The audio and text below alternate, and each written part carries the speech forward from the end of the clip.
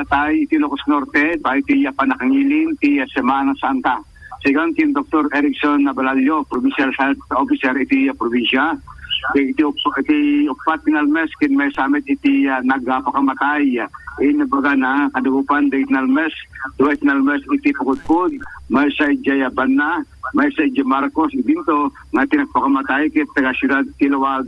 Inalawag ni Balalyo nga basar iti sayangkat na monitoring at damit iti na puskan na lifeguard iti lugar ang napakasamakan ti insidente. Lumrumat investigasyon nga dahil biktima kita papada nga nakiinom ti nasanger. Gabuto reto in Balacan Dr. Balalyo nga tireto nga kakinapara ti Panawen nga adulong iti mapa nagdigos ni baybayat ng karayang tit masabol nga nakinigan iti Adbartek in baga na pa nga uminom ti arak bayad progrdigos ket nasken nga basitlaeng fenomen kita nga sawen drink moderately can responsibly.